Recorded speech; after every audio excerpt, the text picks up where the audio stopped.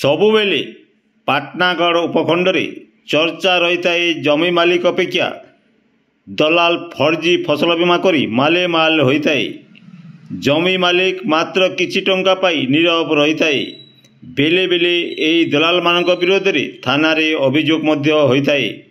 Police ହାତ ଚିକଣ କରି ଅଭିଯୋଗକୁ ଦବାଇ ଦେଇଥାଏ କିମ୍ବା ଆପୋଷୀ ସମାଧାନ କରି ନୀରବ ରହିଯାଏ। ଗୋଟିଏ ଦୁଇଟି କେସ୍କୁ ଛାଡ଼ିଦେଲେ ଏହିପରି 2 ନମ୍ବରୀ କାରନାମା ଉପରେ ପୋଲିସ କେବେ ଆଖିଦୃଶିଆ ପଦକ୍ଷେପ ନେଇଥିବା ଦୃଷ୍ଟାନ୍ତ ନାହିଁ। ପୋଲିସର ଛତ୍ରଛାୟା ତଳେ ଏହି ଦଲାଲମାନେ ରାଜତ୍ୱ କରୁଛନ୍ତି। ଏବେ ଖପ୍ରାଖୋଲ ପୋଲିସ କେଉଁ ଅଦୃଶ୍ୟ ଶକ୍ତି ବଳରେ ମଟିଆଭଟାର କିଛି ଦଲାଲକୁ ଧରିଛି।